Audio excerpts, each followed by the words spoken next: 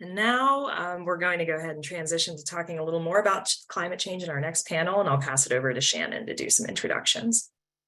Yeah, so thank you all for hanging in there through some of those little technical difficulties, but we should be on the up and up now. So next up, we have a panel discussion, continuing some of the points that Molly touched on, called Teaching Hope to the Next Generation of Climate Leaders in the School Environment.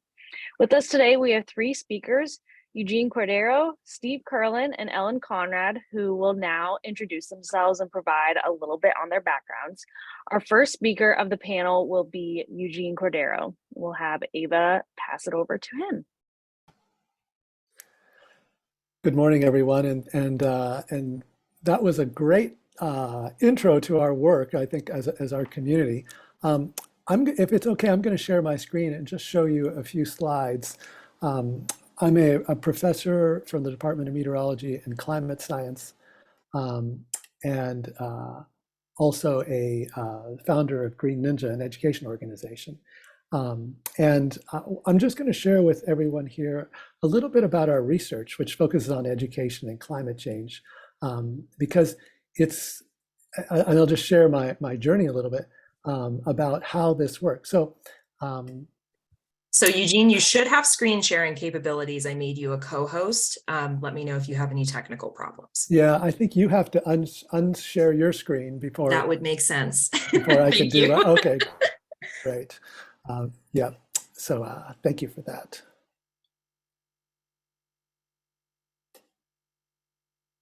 Okay, I think we're in business here. So my research over the last decade with a bunch of colleagues has focused on education and is it really impactful? So I'm just going to start by telling you a quick story. You know, the United Nations Framework Convention on Climate Change made this remark. They said education is an essential element to mounting an adequate global response to climate change. I agree completely. But the question that I really had was, you know, why aren't people like advocating for education more strongly at the policy level, at the government level, at the local level? So one of the questions that I had was, can we quantify the potential role of education as a climate change mitigation strategy? And the reason I'm asking that is that if we could quantify it, maybe that could help policymakers, you know, invest the kind of money that is necessary. So the kind of theory of change, or what we were hoping might happen if we design some really impactful education, is that if we can engage students in a real meaningful way, that would invoke leadership in students, and leadership would promote action. And so our research was to look at, you know, can we design educational experiences like this, and then can we measure the impact that these educational experiences have? So I'm just going to quickly jump to the results because we don't have a huge amount of time. But we did this with a bunch of students, college students, and what they found was that climate change they saw climate change happening around me. 80% reported having personally experienced the effects of climate change. In these students that we surveyed years after they had taken this course, they also realized that climate change was fixable. 2/3 of them thought that individual actions can make a difference in reducing climate change. And more than 5 years after students had taken this class, we found that these students were living a greener lifestyle through personal action, and that their carbon footprint was 2.9 tons less than the average Californian. And when we took this, you know, to scale, what we found was that if we were to do this type of education at scale, that education could be as effective in reducing carbon emissions as other solutions such as solar panels or electric vehicles. So we were able to quantify the impact that our educational experience had on students over many years. And I think what's helpful for us as a community of educators is, you know, what did that educational experience look like? So the course that we created and we tested and modified over a decade had 3 key elements that our research found to be really impactful. The first was developing a personal connection. Students saw that climate change was happening. They understood it intellectually, but they also saw it around themselves. The second piece was about empowerment, is that students not only understood what to do about climate change, but they were given opportunities to actually do things within their own community. And finally, and Molly mentioned this as well in her talk, was about empathy. Was that students cared about doing something. They cared about plants or animals. They cared about other people. They cared about justice. And when you can put these things together within some type of intervention or educational experience, our research found that this can have long-term impact and that this can help students develop some agency to actually create change in their own community, and we can measure that. And that's what our research was able to uncover. So we took this research and we wanted to see what this research looked like in the classroom. So we started an education publishing company called Green Ninja. And our goal was to create middle school curriculum that satisfies science standards, but that also promoted leadership around climate action. And what I want to do is show you, what does that look like? Like what does that look like in a curriculum to take the research that we did? It's a traditional curriculum. It's got books and materials and online material components, and it's a traditional science program. It teaches all areas of science, but it has a focus on environmental leadership and action. So the goal is to cultivate environmental leaders, and it uses a project-based learning approach. The curriculum is pretty flexible, but the learning leaves the classroom, extends into the home and to the community, designed around the standards. But again, the goal is about cultivating environmental leadership. And of course, there's professional training. So we created, as an example, I wanted to show you the Saving the Monarchs unit, which is actually free and open to anyone to use. And afterwards, I'll share a link to this. But I want you to see how the research kind of is embedded in this. So I'll just tell you the quick story. Alejandra is a middle school student, and she's a goalie on a soccer team. She sees these butterflies flying around, and it reminds her of her family. And Alejandra's parents and grandparents grew up in Mexico, where monarch butterflies winter over.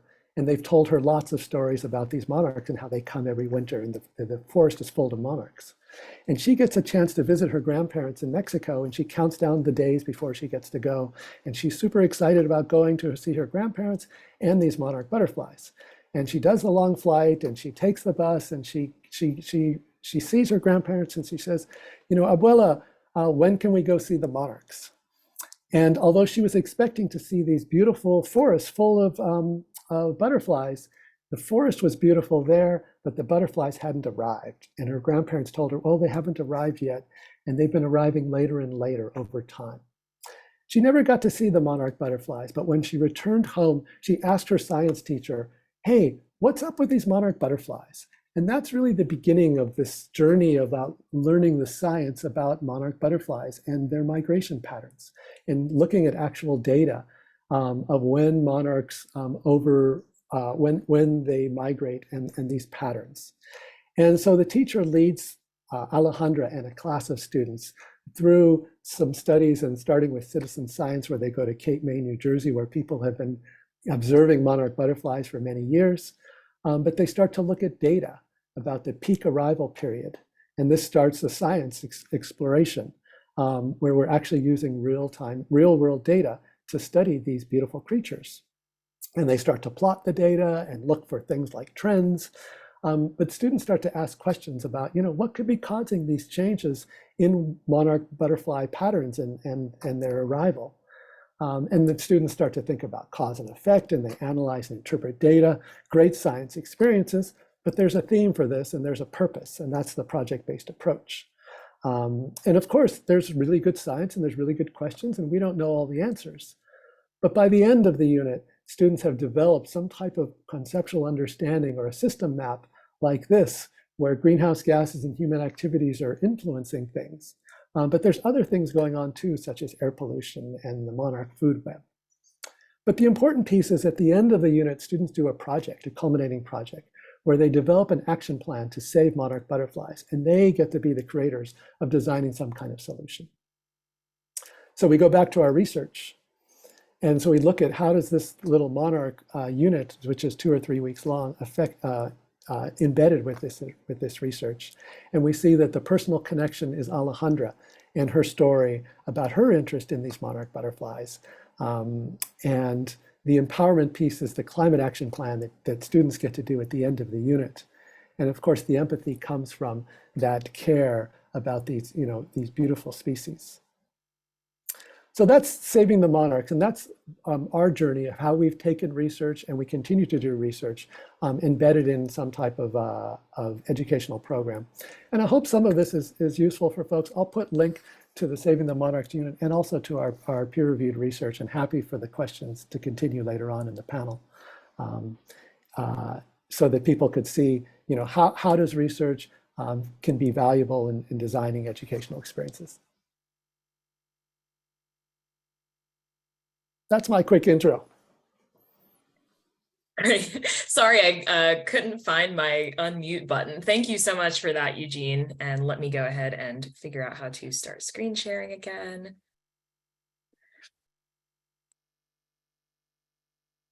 All right. I certainly feel like I learned about a lot, and I'm grateful for that. The anecdote about monarch butterflies as well. That was wonderful. Thank you again for being here, and we're now going to pass the mic to Dr. Steve Kerlin. Thank you so much for being here, Steve, and I will go ahead and go through your slides. Feel free to just let me know when you'd like me to change them. Okay, wonderful. Yep, so thrilled to be invited to join this group. There's so many things that connect in our work across not only Pennsylvania, but across the country and the world. And climate change is one of those umbrella things that can really connect us all. Stroud Water Research Center has been around for over 50 years. I think we're right around 55 years now. We're an independent, nonprofit, non-advocacy biological field station on steroids, basically. Where our focus is on water, but we do global research, education, and watershed restoration. So go ahead and the next slide.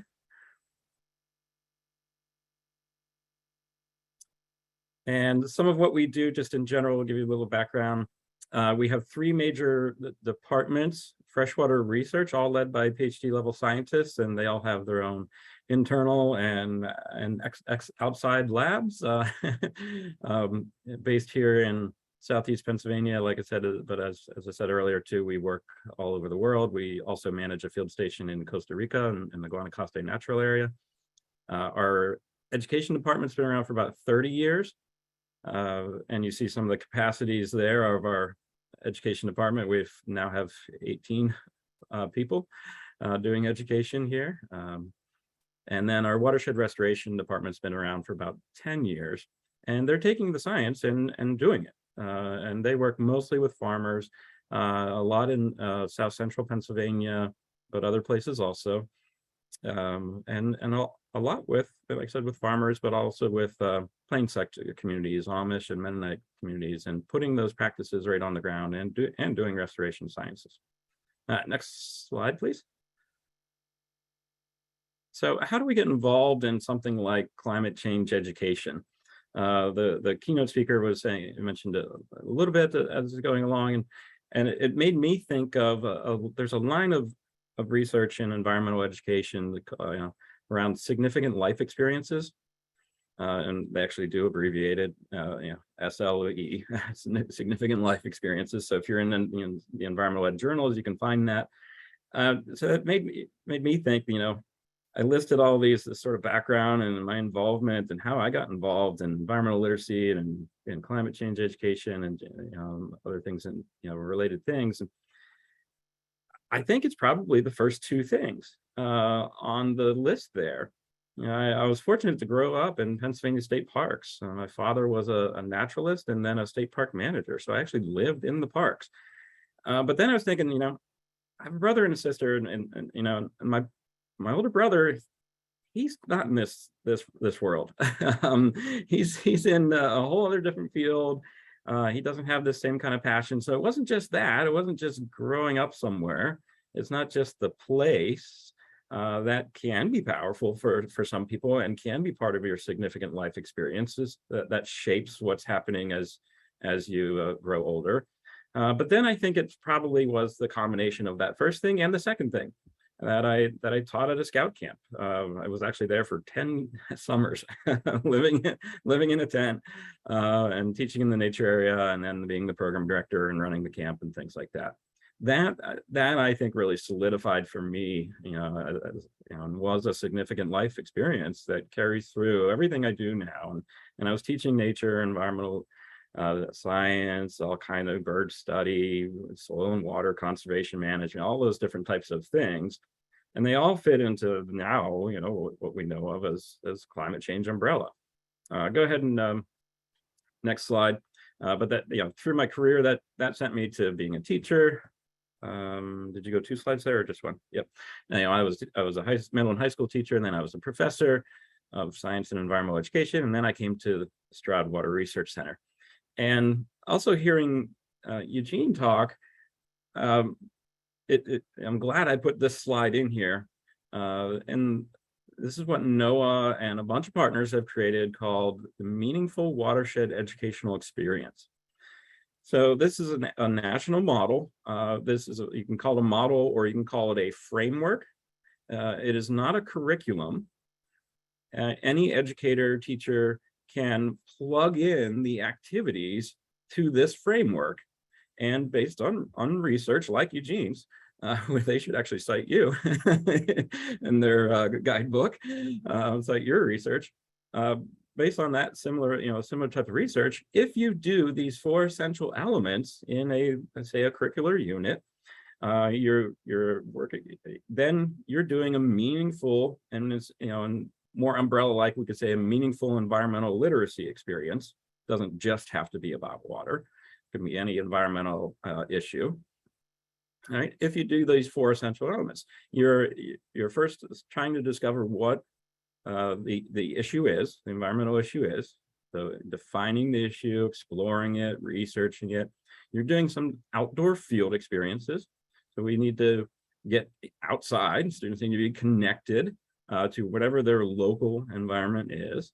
They collect some data, whether that's primary or secondary data, comparison data, do some synthesis and conclusions of that data and communicate their conclusions. And then importantly, stewardship and civic action, doing something with what they've learned. And stewardship and civic action can be as small as making a personal choice, like a pledge. You can imagine kindergartners, and the classic one always is, I pledge to turn the water off while I'm brushing my teeth, right? Good. We all do that. It's a common thing. We should all do that, right? We learn to do that. It can be something as simple as that for stewardship and civic action, or it can be something really big. The other sort of classic thing is teachers wanting to put in a rain garden. But that may involve fundraising, grant writing, school board permission, multiple years, and then maintenance. And then there's all kinds of things in between. And of course, there's lots of civics types of things around environmental justice and community outreach and communication types of projects you could do also. So this is a model we follow, and we do a lot of training of across the state. There's lots of facilitators that can train and across the country. But in Pennsylvania, there's lots of us non-formal and government agencies, and then the intermediate units have a lot of staff that can train teachers and other educators in this. Next slide. Great, and this just some pictures of some things you could be doing. We of course focus on the water piece of climate change, but that's connected to so many different pieces. We can have these outdoor field experiences, going canoeing, getting out on local waterways, seeing your local environment in a very different way than most people are used to.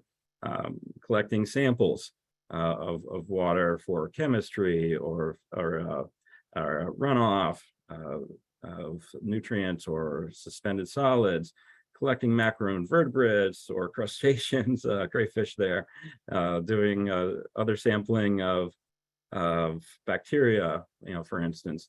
All of these things are influenced by human impact on the environment, and specifically in the water sector of climate change, we're thinking of runoff and everything that gets carried to it. We're thinking of impervious surfaces. So then we are increasing as more floods or strong storms happen, the strength of the and frequency of floods, especially local flash floods, happens. Next slide, please. All right.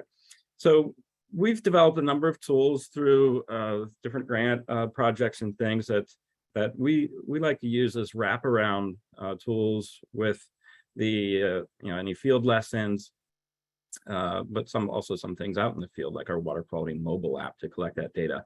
The one I really want to mention, so there's 8 different tools here. The flagship one is Model My Watershed. This is a free online GIS product that you can use. It's now been in 4 different NSF education grants and piloted, different curricula piloted in about 13, 14 states of teachers across the country. So there's lessons available. We also have a runoff simulation. We do, schools are doing monitoring. They're doing that with Enviro DIY sensor stations, which are 1/10 the cost of the USGS stream sensor station. So you can do that monitoring, that climate monitoring. What is the temperature of the water? That is a huge, we call that a pollutant in watershed health terms. As the temperature goes up, that's a pollutant. It's a physical pollutant to the water. We have a leaf pack network that's international. We have a simulation, macroinvertebrates for all of you that are fun. They are the canaries in the coal mine for watershed health, water health, stream health, and again, the larger umbrella of climate change. And those aquatic macroinvertebrates are the canaries in the coal mine. So next slide. I think I've got one. Yeah, here's an example of the Model My Watershed. You can, this is a scientifically grade model. The DEP in Pennsylvania has approved it for doing modeling for permitting of changes on land. But we also have this 24-hour storm event model within it that this one happens to be downtown Atlanta. And you can change things like parking lots to porous paving. You can put in rain gardens, a green roof on top of the convention center there. And then it quickly models what the distribution of the storm event would be with runoff, distribution, and water quality. This is something that is built into curriculum. You can do on the schoolyard and the boundaries of any schoolyard, any property line. So this is a great a tool to use. Like I said, it's free. The kind of, I guess I'll end with, the kind of the tech end is one of my research interests. It used to be that, if you're doing environmental education in any way, of any topic, including climate change, it used to be, let's go outside, you're not allowed technology, leave your phone behind. But nowadays, students are what researcher Mark Prensky would call digital natives. They're growing up with the smartphone in their pocket. So they're used to the apps and other things to help enhance their learning. So you want to look for those technology resources about, in our focus today, climate change, and Stroud Center's even smaller part of that, watershed health. Look for those technology resources that really are purposely designed for education and citizen science use to help enhance the learning experiences. I think that's probably my last slide. It was time also. Yes, here we go. Thank you.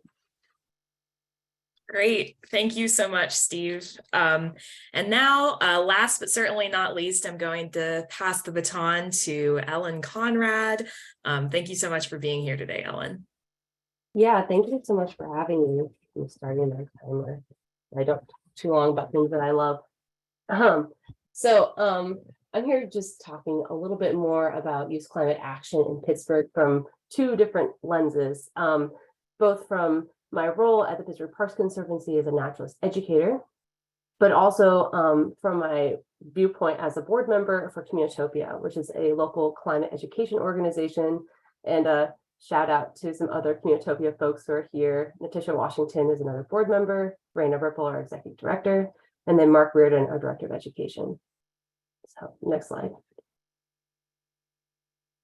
I thought it was only fair that we're talking about youth that I show a picture of myself as a youth, and there might even be some youth here.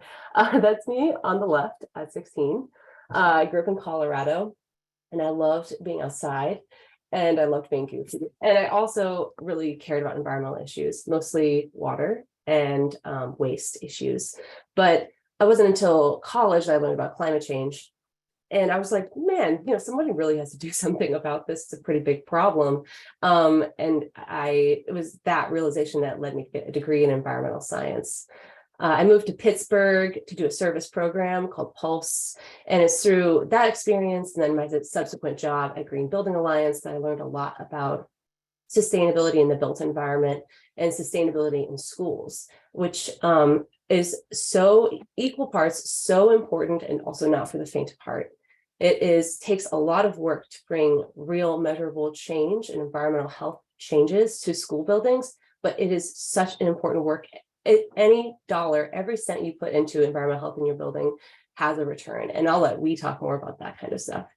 As you already heard from their State of Schools report, which is great, excellent work. So I loved working at Green Building Alliance. I loved working with schools, but what I really realized I resonated with was working with youth. And that led me to accept a job at the Pittsburgh Parks Conservancy, doing more naturalist education with high school and middle school students, which I'll talk a little bit more about in just a second. Next slide. Okay, so I just wanted to highlight one of our programs at the Parks Conservancy that I get to coordinate. It's called High School Urban Eco Stewards. So it's a program for high school students during the school day, and it consists of 3 visits to Frick Park, which is a 644-acre park in Pittsburgh. The 3 different sessions have 3 themes. Like one of them is removing invasive plants. The winter session is learning more about bird winter adaptations, and there's a scavenger hunt that goes along with that, which is really fun. And then the spring session is about tree planting and erosion control. And each of these sessions have an education component. We talk about the science in the park, getting like really the hands-on environmental education, but then it has this action component. So I really want students to know that science, but really at the end of the day, what I want them to leave with is a few things, which are on the next slide. I want them to leave with the sense that science and exploration are really the same thing. Being a scientist is being an adventurer. It means being curious, and that anyone can do that no matter what background they come from. All it takes is a curious mind and good questions. I want students to know that humans are nature. We are a part of nature, and that we have equal ability to hurt, but also to heal it. And the action components that we take are climate solutions. So many climate solutions that can reduce greenhouse gases come from natural solutions. So reforestation means controlling invasive species and encouraging native species. And all of these things are just a part of all the steps that need to be taken across the world for climate action, and that we can be a part of it. Next slide. But we do so much more at the Frick Environmental Center. Frick Environmental Center is one of the greenest buildings in the world. I have the pleasure of being able to share that with people in the community. We are a certified living building, which is one of the hardest living building standards. It is net zero energy, net zero water, and it's incredible. If you haven't learned about it, you should check it out. And if you're in Pittsburgh, you should come visit us if you haven't been.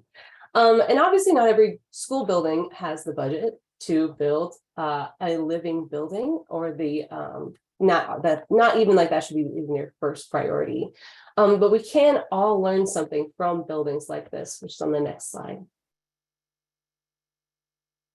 We can learn that building better buildings helps us adapt to climate change. Not only does it keep our students healthy, but it models things like using less fossil fuel energy in our buildings, whether that's through energy efficiency standards or whether that's just through turning off lights. All of that is very important.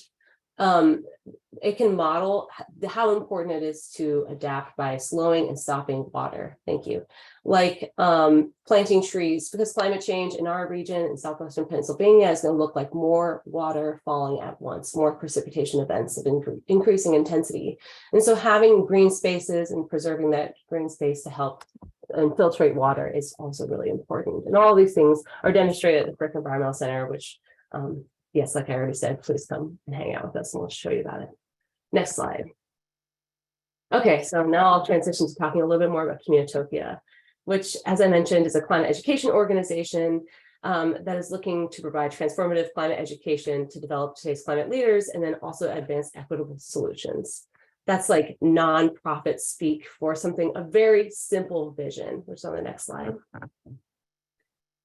We think that climate education can happen with youth in schools and school districts, and taking action at that level can have rippling effects. So that looks like we provide direct programs with youth, including high school youth, middle school youth. I think we've done a little bit of elementary school. We mostly keep it in the older grades. We work with educators, provide solutions-based training so they can provide climate change education in their contexts, in their classrooms. And then we work on a district level where we can really have that impactful carbon reduction work. And one of the districts that we've been working with is the Woodland Hills School District, which is kind of our claim to fame. On the next slide. So Woodland Hills School District passed a climate change resolution in the summer of 2019, I believe, and they were the first school district in Pennsylvania to pass a climate resolution of this level, which is so exciting because it's an environmental justice community. It's the frontline communities that need support to put these climate actions in place that'll have a huge lasting impact. I'm so proud of the youth. It was an 8th grade class that actually advocated for this school board policy. And many of those young people that have been in our programs to advocate for this when they're in 8th grade have gone on to join on to our climate action summits, have joined our Pittsburgh Youth for Climate Action team, which is our youth branch. And you can go to the next slide. They really have modeled this trend, the step-by-step model that we use to bring solutions-based climate education into real life. So it's taking that knowledge that they learn and what they care about in their personal experience, developing why that matters to them, and learning how to communicate that to other people. And then the next step is most important, is putting youth, after they have these skills, in front of people who have that ability to make change, to have that power. And we believe that really that putting them in those positions where they get to influence policy and decisions that impact them is essential for making meaningful climate action. Next slide. And I just want to share some pictures, because what's better than pictures of youth doing awesome stuff. So the top left corner is our from our recent fundraiser, Pedaltopia, where we had some youth share about their personal experiences with climate change and how they're taking actions and why climate change matters to them. We have helped other youth at schools do climate organizing on their school campus. And then this bottom picture is from our Youth Climate Action Summit, which we have every spring. And this is an art project done by Woodland Hills students, which is a climate ribbon tree. And so people would write down why climate change is important to them on a piece of ribbon and then hang it on this tree to have this beautiful representation of what we're doing. So that is, I think that's everything I have. Is there anything on the next slide? Oh, good. I forgot. I wanted to promote some of our other programs if you're interested. The Parks Conservancy does a 5-week paid internship for high school students over the summer. So if that's of interest, if you think your youth that you know in high school would be interested in being outside for 5 weeks and getting paid to do it and learn about nature, we would love to have them apply. The application comes out in April. And then Pittsburgh Youth for Climate Action is Communitopia's monthly youth climate group, and they have monthly meetings. And so we would love to have you And I would be remiss as a board member not to send you a link to our donation page. If you're interested in donating to Communitopia, this is a huge time of year for fundraising, and you can be a part of the climate action that we're doing in that way. Anyway, thank you so much. Great. Thank you so much, Ellen, and for all of your work. Again, thank you all, our amazing panelists for taking time out of your day to present today. It's really inspiring to hear about the work that you all have done to combat climate change. And it's also clear, taken cumulatively with Molly's message and your presentations, that change is within reach if we teach hope rather than dread to our next generation of climate leaders. It's also clear that environmental health education is so essential to empower people with the tools to take action. So big shout out to not only all of our incredible panelists here for the work that they've done in their organizations and communities, but also to our school personnel who work every day to provide life-changing information and education to students. So thank you. So now is the time that I'm going to once again invite audience members to ask some questions. Thank goodness we have gotten the chat situation sorted out. I'm so sorry about the confusion there. So feel free to really use either the Q&A feature or the public chat feature, and I'll be happy to read your questions out loud. And I'll give everyone a couple of minutes to kind of think on the information that we've just been provided and start us off with a first question. So I think, Ellen, you touched on this a little bit already, but when did you all first learn about climate change, and when did you really become aware of its repercussions or feel empowered to act in some way? Was there a turning point that sparked your interest in working in this space? Yeah, I'd just love to hear about your personal experiences and see maybe how education played into that as well. As I already talked about, I'll go first. It was in college. I took a class called Roots of the Environmental Crisis, and I hadn't really heard of climate change before that point, which feels impossible. Like how had I not heard about it earlier? But that had a lasting impact on me because that class is focused a lot on the effects on humans. But I have to credit my teacher that he did really tell us how important it was that we could each individually do something. And then later on, I realized the power of systemic change and how that really is going to make the difference for climate in the future. But I just have to say, yay for the college professors, being one myself. Yeah. That's what we're all trying to do as educators, right? Is be that kind of spark. And I also, I'm a bit older than some folks here, and so my defining moment was also in college when I had to give a talk about the ozone layer, and that was the environmental issue that we were trying to figure out at that time, and I ended up, going and actually doing research in that area. And when we kind of finished with ozone and the policymakers had taken action and done all the work, the atmospheric scientist community then shifted to climate change as the predominant issue. But for me, it was college as well. But we're hoping that it can be elementary and middle and high school for many of our youth today, of that initial spark. How about you, Steve? Yeah, I think my initial spark was that probably doing stuff at the Scout camp, but I didn't, that was before climate change was a phrase, but it was still learning about that we are stewards of the land and the earth and the water, and what became, I think my thinking then evolved into we're stewards of not only the earth but the climate as a system, and the climate system is not just atmospheric, it's a geoscience system, it's an aquatic system, it's a land system, it's all of those earth-wide systems together. Thanks. It's interesting to hear from the panelists how many of you learned about climate change or like had that moment in college, because that's also when I had my moment.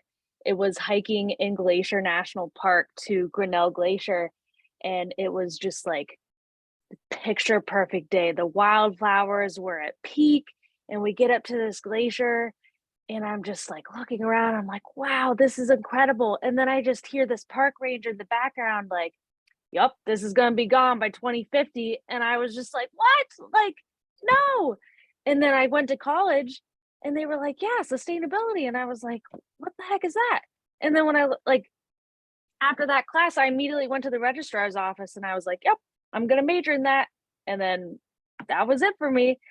So it's, it's funny how like so many of us, we love to play outside, we love to hike and X, Y, and Z. And then it's not until we get older where it's like, oh, we have to protect this, we have to take care of this. So it's really helpful to just kind of hear all of this, and it just kind of reinforces this idea of like giving kids at a young age this autonomy, this power and education to take this into their own hands.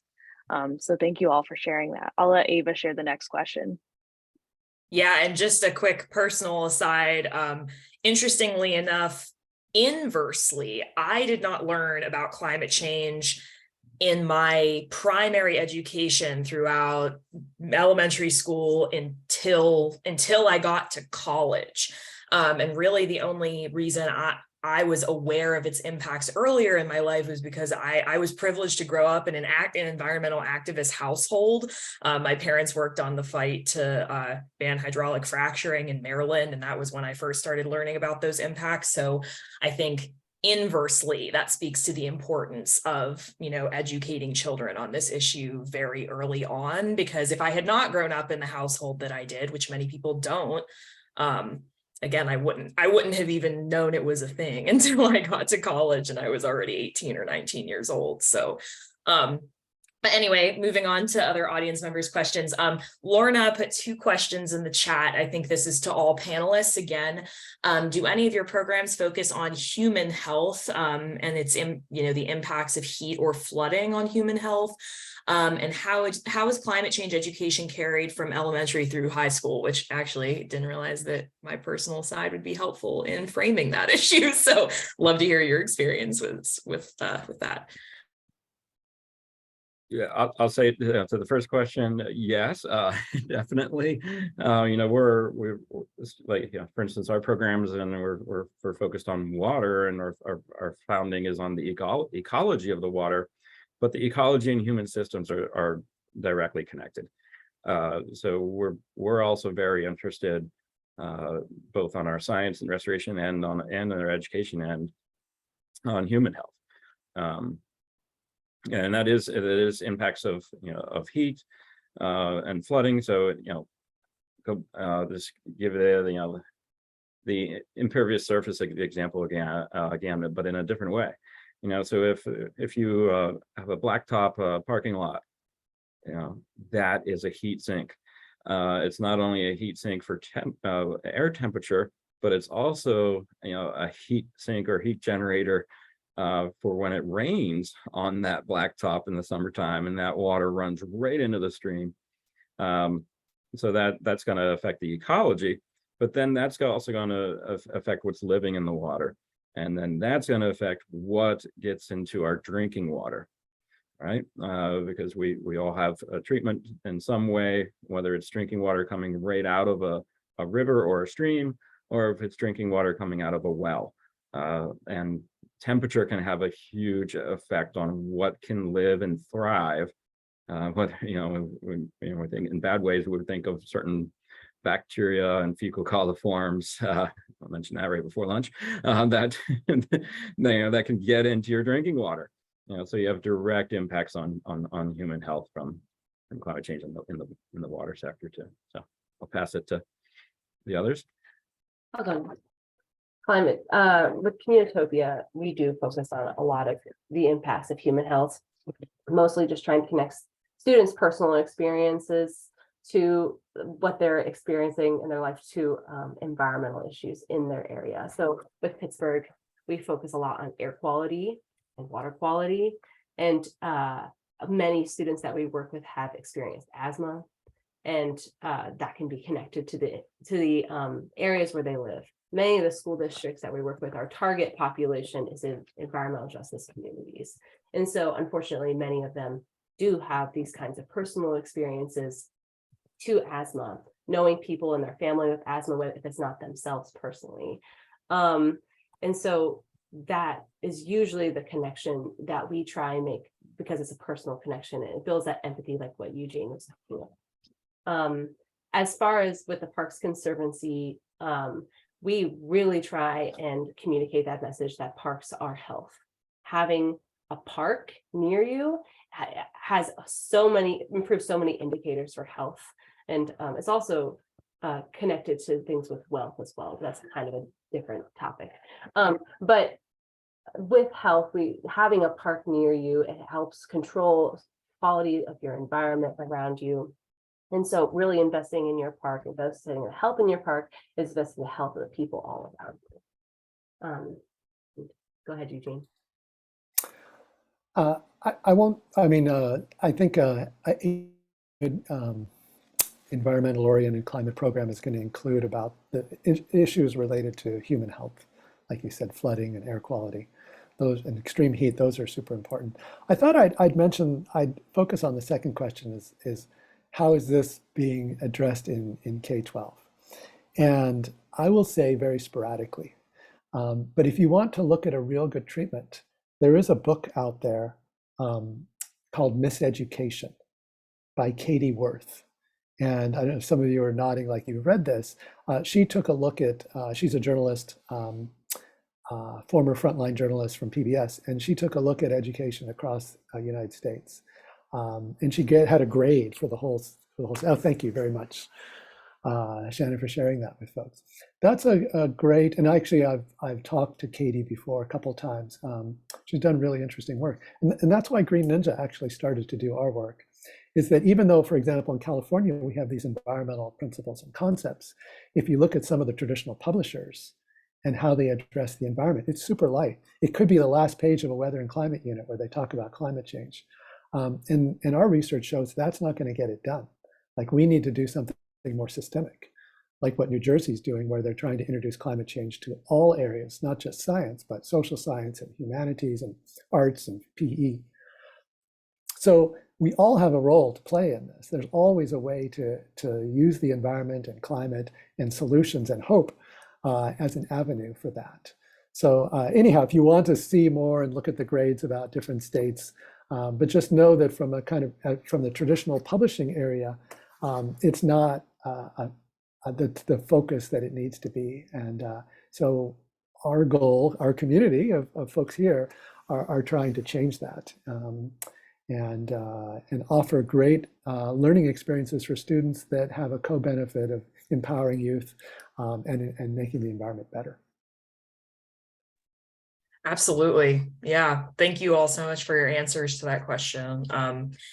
And kind of following up on what we've previously discussed with Molly a while ago, have you, and this is again is a question directed to all of our panelists, have you seen any particular practices, events, ways to, like, effective ways to engage school-aged people with this issue? Since in practice, I think it's great to provide some examples of how we can get young people involved here, because again, it can become difficult to translate this reframing of the climate change issue to action, to policy, to environmental curriculums, things like that, because we have relied on the same messaging of climate change as a crisis that I think has immobilized people. So I'd be interested to see if there are any initiatives or case studies that you all would like to share about ways that we can get young people and school-aged people involved. Yeah, that's probably what I was thinking and what I just put in the chat, or not, yeah, that a couple other research fields, both developmental learning theory and place-based education, are really proponents and have strong findings about that young people, especially when you're talking about elementary age kids and younger, we used to teach them about, the polar bears and the ice and the rainforest being cut down.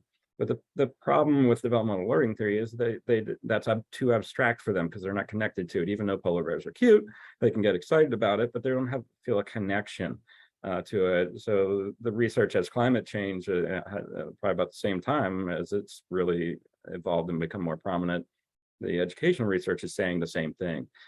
Connect with something familiar first, local environment, and do something. Get involved there, both with learning and stewardship and civic action, and then they can build on that foundational knowledge and to the more abstract as the brains develop more as they get to middle school and are capable of understanding more abstract things. Developmental learning theory, we know they're not capable. So we think back to our education psychology courses, right? Not actually capable of understanding abstract things yet. So you've got to start with familiar and the best of it is local things. So, one of our other colleagues from Pittsburgh Parks uses the term nearby nature. Nature and the environment is wherever you are. You don't have to go to an exotic play. You don't have to go to a national park. But you can look at your local nearby nature in a different way with a different lens and become connected to it on a different scale through a different lens and just passing by. Thanks, Eleanor, Eugene. I can go unless you want to, Eugene.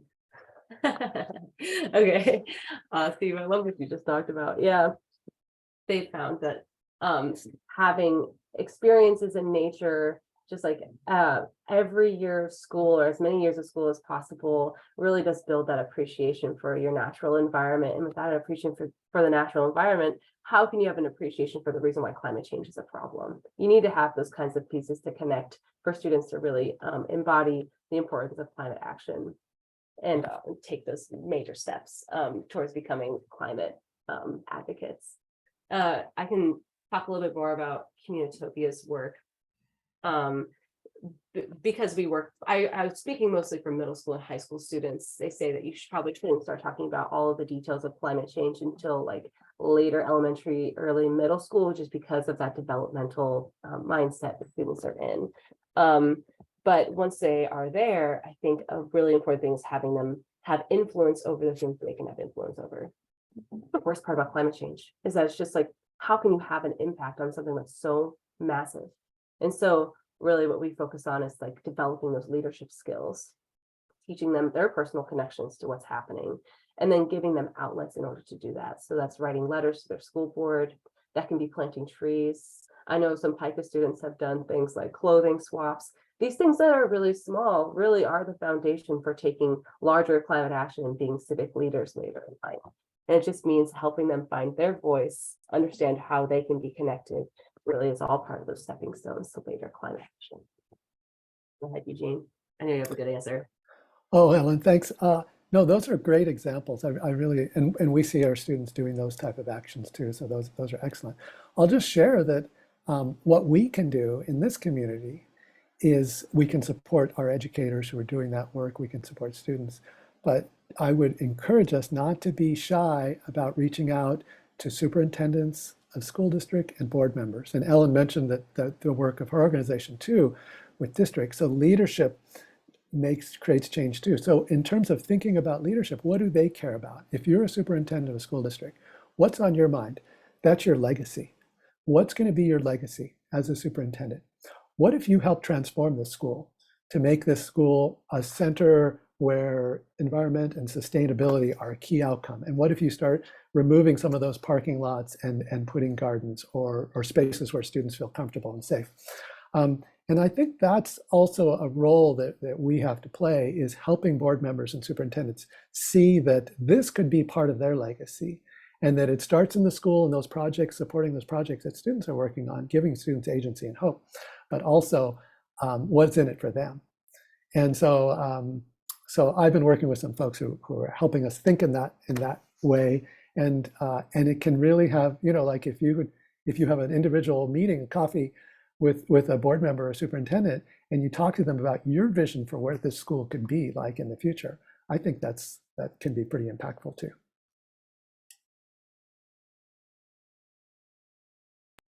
Awesome. Well, thank you all so much. I think that's a really empowering note to leave off on. And I think Shannon, that actually kind of leaves you with an action item after this. Not to say that you haven't been in touch, but I agree. I think that administrative component is really essential to, working with people to get curriculums in place to talk about these issues.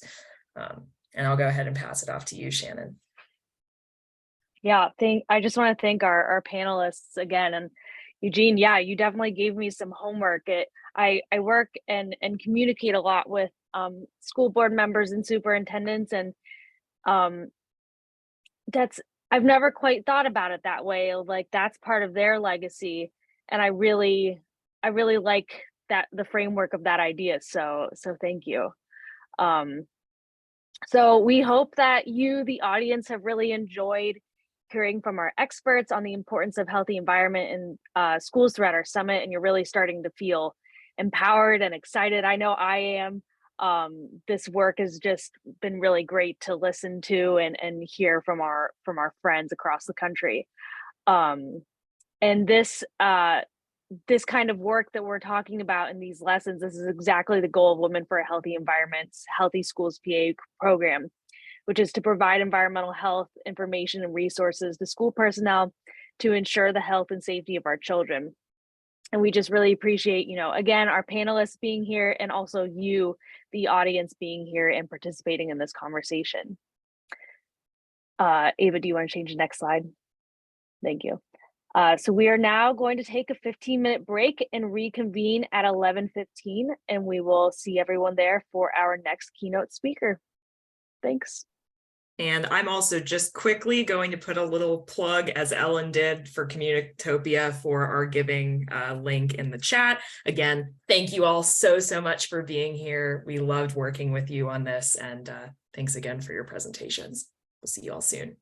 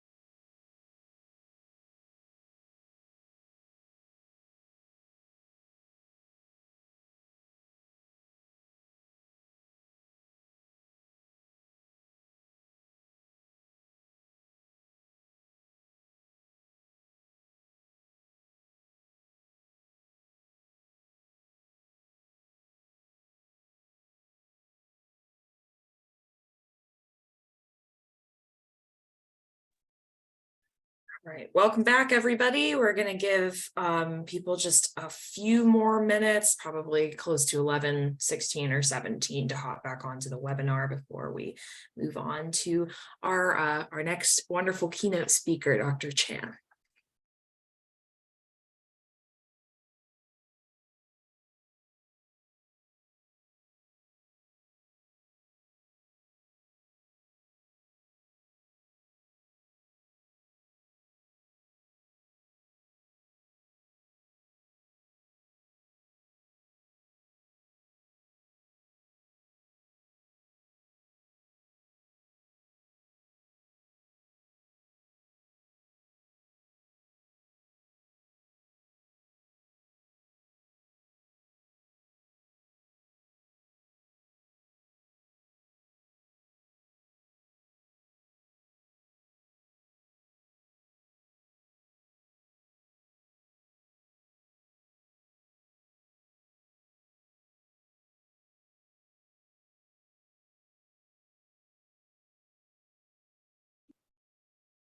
All right, everyone. Hope you had a good, quick little break. I know Ava and I just had some snacks and stretched a little bit, and hopefully you were able to do the same. So our next keynote speaker is Renji Chan. She's a PhD and a staff scientist at the Lawrence Berkeley National Laboratory. She co-leads the Indoor Environment Group in the Energy Analysis and Environmental Impacts Division. And her research includes indoor air quality, building ventilation, mitigations, and human impacts in residential and commercial buildings. She is the co-PI of the Efficient and Healthy Schools campaign funded by the Department of Energy. Her research aims to generate knowledge to enable high-performance buildings that provide healthy and productive indoor environments.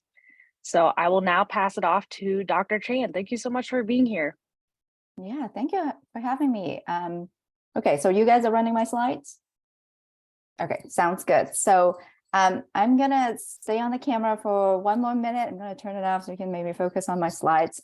Thank you so much for having me today. I'm gonna share with you something about the Efficient and Healthy Schools campaign that I'm really honored to be co-leading.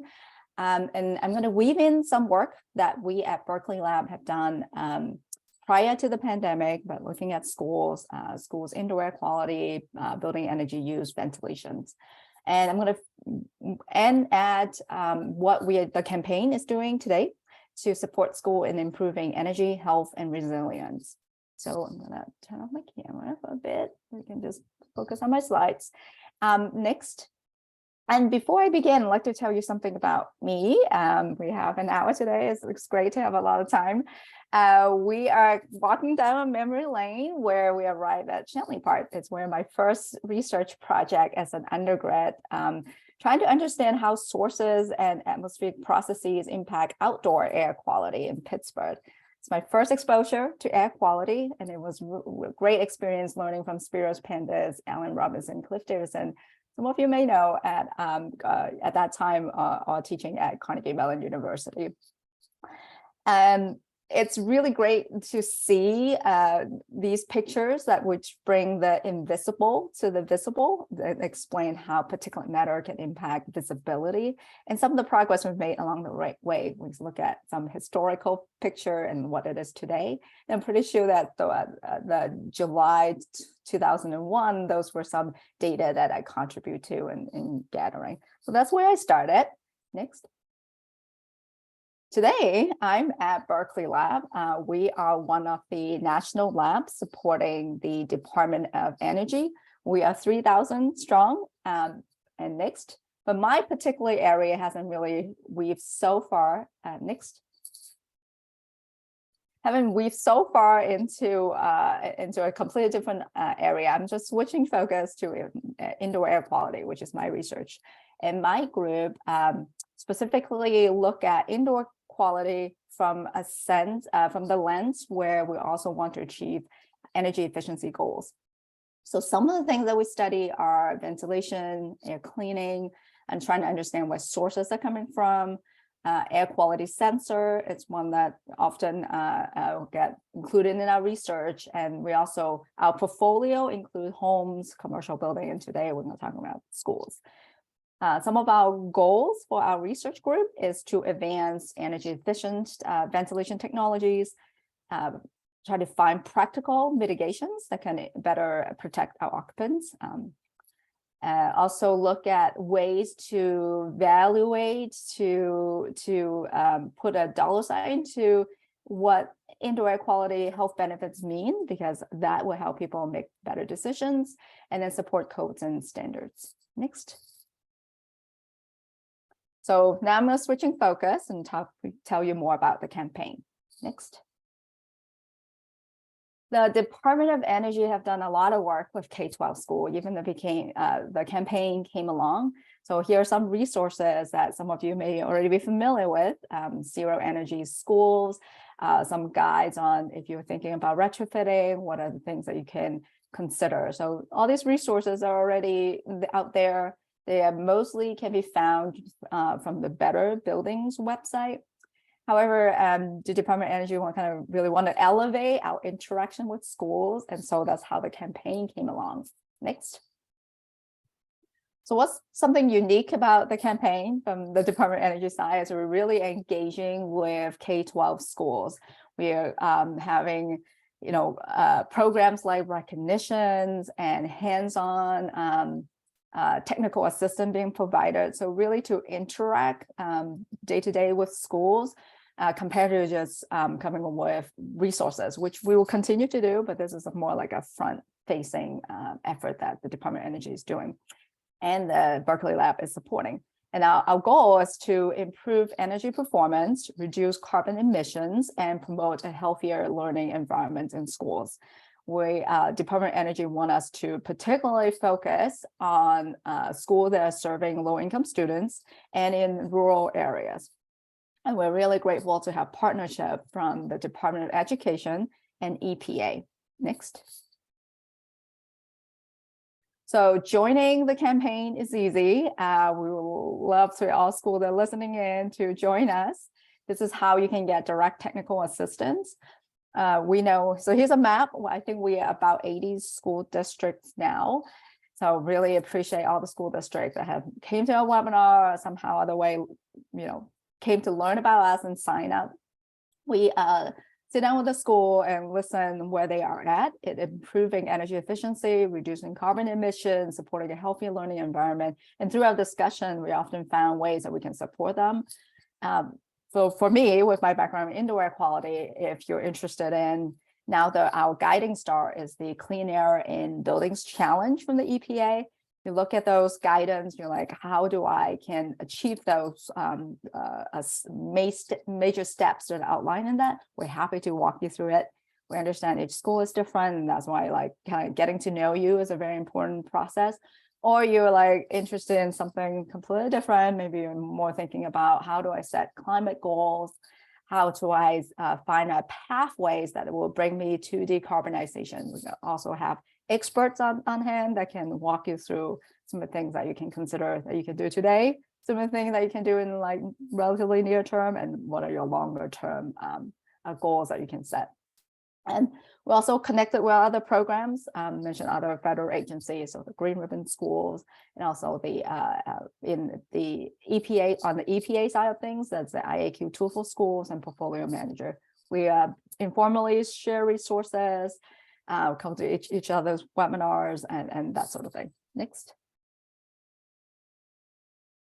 So the campaign has a recognition program. Looks a little different from the Green Ribbon School with the 3 pillars. If you're more familiar with that, we're focusing on 2 areas.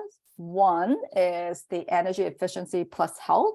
We want to recognize schools and districts for improving energy efficiency and indoor environmental quality, whether it's indoor air quality, lighting, thermal comfort, acoustic, all very important in impacting the learning environment. And the second category is emissions reduction and resilience. So to recognize schools and districts for reducing carbon emissions and improving resilience.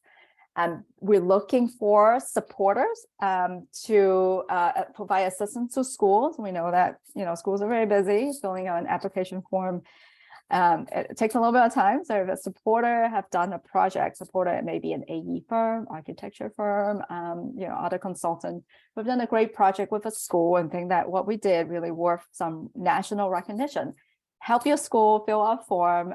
Let's talk how we can elevate what they have done so that they get the recognition they deserve. And so next round, when there's opportunity, the school board will be more excited to support future improvements.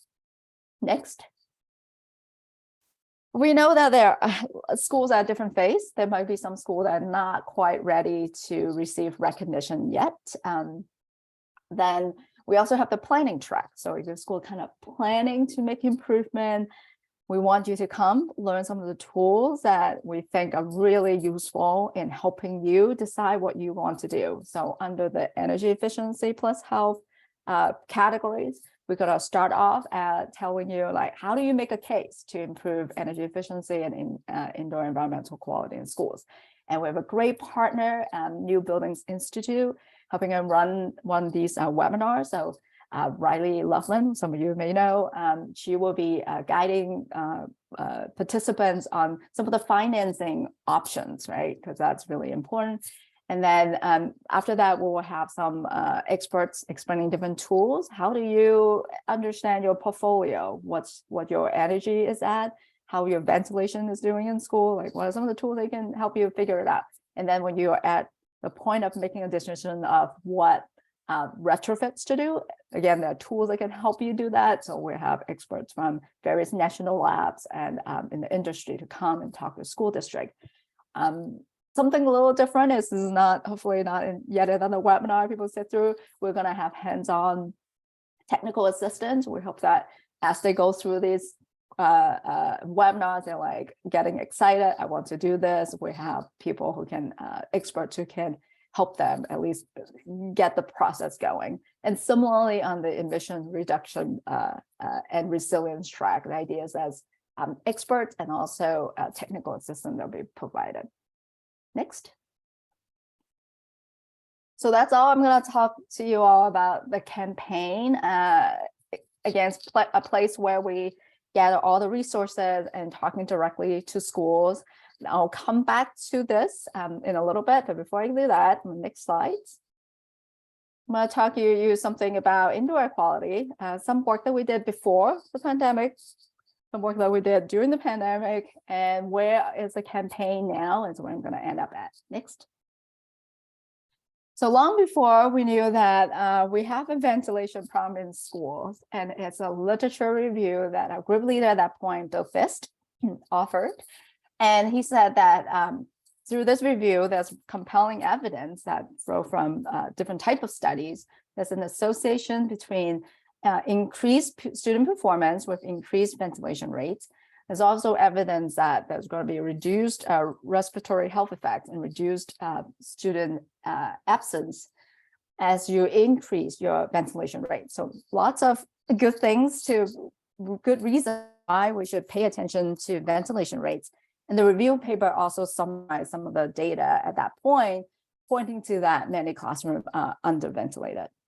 Next slides. One of the studies that was summarized is, it's explained here. So I mentioned that ventilation rates is associated with student illness absence. So of the 5 studies that Bill reviewed, 4 of them found statistically significant association. And one of the study was done by our lab. It followed 162 classrooms in California for 2 years. And found that there is a 1.6% decrease in absence for each 1 liter per second per person or 2 CFM per person increase in ventilation rate. I'm going to just share more with you what that study looks like on the next slides. So this study was led by Mark Mendel, who's now at the California Department of Public Health. I want to show you a map of California and where the schools were recruited from. There were some in the Bay Area, pretty temperate climate. There's some from the Central Valley, which is a hotter part of California, and then South Coast, which is LA, could have hot summer, but in the winter is pretty mild. So what they found here is a summary table, lots of numbers. I'm going to walk you through it. On your left-hand side of the screens, those are the CO2 concentrations that were measured. So over the course of 2 years, they monitor CO2 concentration and use that number to try to back out what the ventilation rate is in that classroom on any particular day. And you can see through the pandemic, we've been talking about using CO2 monitor as a way to, as a proxy for ventilation. So I think roughly 1,000 is a number, like a yardstick people have been looking at, and you can see lots of concentration there far above those numbers. So it's definitely a red flag. And the particular concern is what I highlight in those circles. Those are from the Central Valley of California, where it has hot summer. And can also a cold winter as well. And those are mechanically ventilated all year round. And they don't typically have open windows. And in those classrooms, we really find really low ventilation rates. So the standard is at 7 liters per second per person.